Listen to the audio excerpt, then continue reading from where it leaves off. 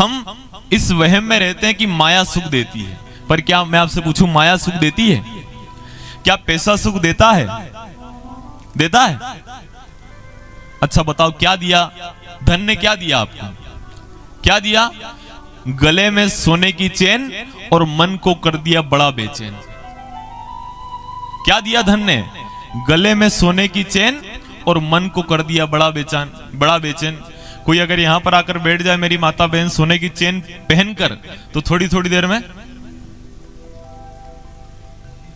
कोई निकाल तो नहीं गया? वैसे यहां पर तो नहीं निकाले क्योंकि पुलिस प्रशासन के अधिकारी भी बैठे हैं, पर भैया रहता है ना। क्या दिया धन ने? क्या दिया धन ने? TV set, mobile set, sofa set और दिमाग अपसेट। क्या दिया धन ने? तो क्या धन से सुख मिलता है? जाकर पूछा आप जो धनवान व्यक्ति है उनसे, उनके घर में काजू बादाम के डब्बे भरे हुए हैं, सब रखा है, पर कहीं नहीं सके।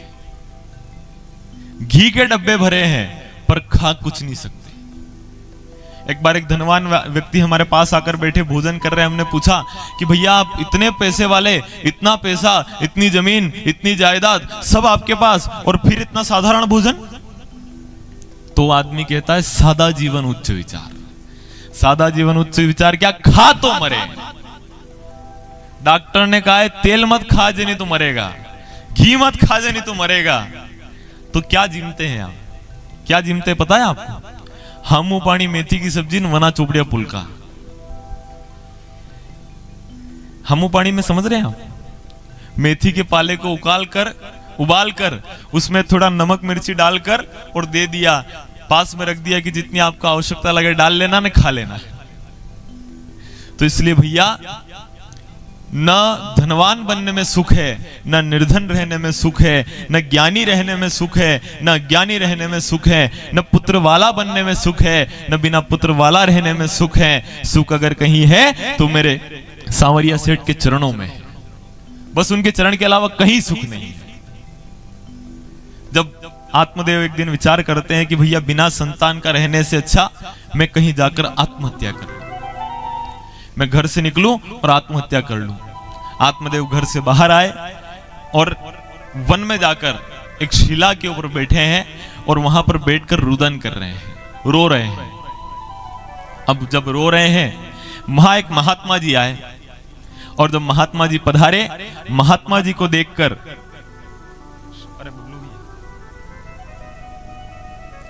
महात्मा जी उस व्यक्ति को देखकर कहते हैं कि भैया शरीर लक्षणों से तो तुम कोई, शरीर के लक्षणों से तो तुम कोई ब्राह्मण लग रहे हो। अब भाई पहले का समय था, पहले देखकर पता चल जाता कि आदमी कैसा है। पहले के समय में देखकर पता चल जाता कि ये क्षत्रिय है, ये ब्राह्मण है, ये वैश्य है, ये दलित है, ये वंचित है, सब देखकर पता चल जाता था। आजकल पता नहीं चलता है। क्यों? क्योंकि आजकल लोगों को अपने धर्म का परिवेश धारण करने में शर्म आती है।